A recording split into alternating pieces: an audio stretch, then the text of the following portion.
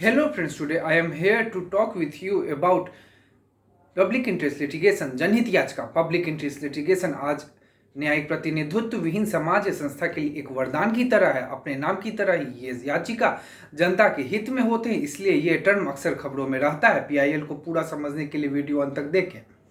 जनहित याचिका के सिद्धांत। सुप्रीम कोर्ट ने पीआईएल से संबंधित कुछ सिद्धांतों को निरूपित किया है जो कि निम्नलिखित हैं। पहला, सर्वोच्च न्यायालय संविधान के अनुच्छेद 32 एवं हाई कोर्ट 226 के तहत मूल अधिकारों के संरक्षण के लिए संवैधानिक रूप से बाध्य है।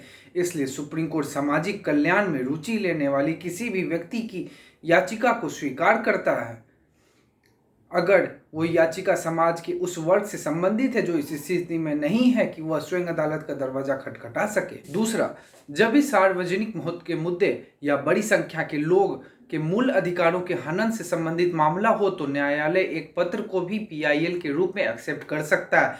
ऐसे मामलों में कोर्ट प्रक्रियागत कानूनों तथा सुनवाई के संबंधित कानूनों में भी छूट देता है। तीसरा, जब लोगों के साथ अन्याय हो, कोर्ट आर्टिकल 14 तथा 21 के तहत कार्यवाही में नहीं हिचकेगा।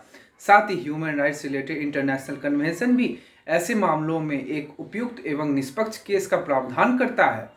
चौथा, जब कोर्ट प्रथम दृष्टया साधनहीन लोगों के कॉन्स्टिट्यूशनल राइट्स के उल्लंघन के बारे में आश्वस्त हो जाता है, वह सरकार को इस संबंध में किसी प्रश्न को उठाने की अनुमति नहीं देता, जैसे कि वो याचिका सही क्यों साबित हुआ आदि। पांचवा, हालांकि पीआईएल एक प्रक्रियागत कानून ही लागू होते हैं, लेकिन पूर्ण न्याय का सिद्धांत यह ऐसे ही अन्य सिद्धांत लागू होगा या नहीं, यह इस बात पर निर्भर करेगा कि याचिका की प्रकृति कैसी है, साथ ही मामले से संबंधित तथ्य एवं परिस्थितियां कैसी हैं। छठा, निजी कानून के तहत आने वाले दो समूहों के बीच संघर्ष संबंधी विवाद पीआईएल के रूप में स्वीकार नहीं होगा। सातवां, न्यायालय किसी विशेष परिस्थिति में आयोग या अन्य निकायों की नियुक्ति किसी आरोप या जांच तथा तथ्यों के उजागर करने के उद्देश्य से कर सकता है। न्यायालय ऐसी आयोग द्वारा अधिग्रहण की गई किसी सार्वजनिक संस्था के प्रबंधन को भी निर्देशित कर सकता है। आठवां, कोर्ट न्यायिक समीक्षा के नॉन लिमिट्स के बाहर समानतः कदम नहीं रखेगा। उच्च न्यायालय यद्यपि संबंधित पक्षों को पूर्ण न्याय देने संबंधी निर्णय दे सकता है, लेकिन इसे भारत के संविधान के अनुच्छेद 142 में शक्तियां प्राप्त नहीं होंगी।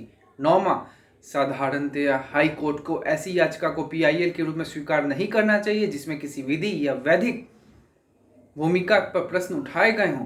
पीआईएल में किस प्रकार के मामले में स्वीकार किए जा सकते हैं। 1998 में सुप्रीम कोर्ट ने पीआईएल के रूप में प्राप्त याचिकाओं पर कार्यवाही के लिए कुछ दिशा निर्देशों को सूत्रित किया। इन दिशा निर्देशों को 2003 में अमेंडमेंट किया गया। इसके अनुसार निम्नलिखित कोटियों में आने वाली याचिकाएं ही सामान्यतः जनहित याचिका के रूप में स्वीकार की जाएंगी। पहला, बांधुआ मजदूर या उपेक्षित बच्चे। दूसरा, श्रमिकों को न्यूनतम मजदूरी नहीं मिलना या श्रमिकों का शोषण या फिर श्रम कानूनों के उल्लंघन संबंधी मामले, पर्सनल मामलों को छोड़कर। तीसरा, जेलों में दाखिल उत्पीड़न की शिकायत, समय से पहले मुक्ति के लिए तथा 14 वर्ष पूरा करने के बाद मुक्ति के लिए आवेदन, जेल में मृत्यु, ट्रांसफर, पर्सनल बॉन्ड्स पर मुक्ति या रिहाई, फंडामेंटल राइट से रिलेटेड केसेज।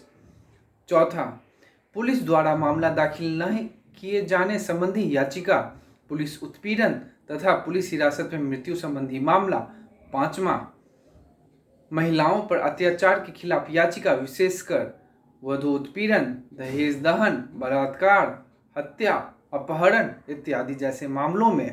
विलेजर्स के को विलेजर्स द्वारा हैरासमेंट, अनुसूचित जाति तथा जनजाति एवं आर्थिक रूप से कमजोर वर्गों के पुलिस द्वारा उत्पीड़न की शिकायत संबंधी याचिकाएं। सातवां, पर्यावरण या पारिस्थितिक संबंधी याचिकाएं, औषधि, खाद्य पदार्थ में मिलावट संबंधी याचिकाएं, विरासत एवं संस्कृति, प्राचीन कलाकृति, वन एवं वन के जीवों का संरक्षण तथा सार्वजनिक महत्व के अन्य मामलों से संबंधित याचिकाएं। आठवां, दंगा पीड़ितों की याचिकाएं और पारिवारिक पेंशन संबंधी याचिकाएं।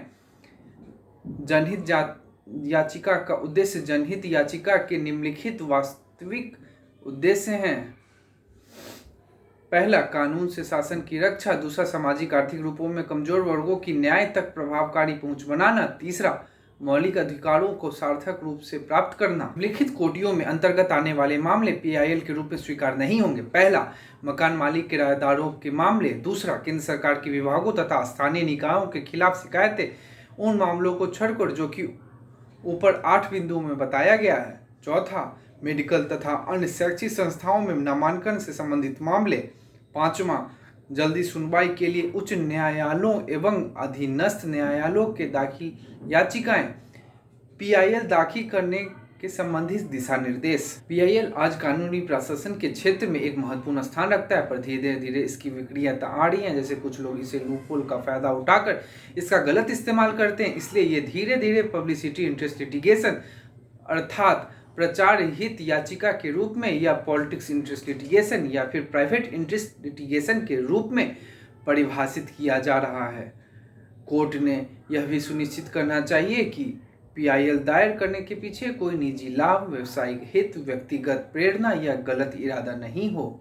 Thank you for watching my video. Please like, share my video and subscribe my channel and watch video till and.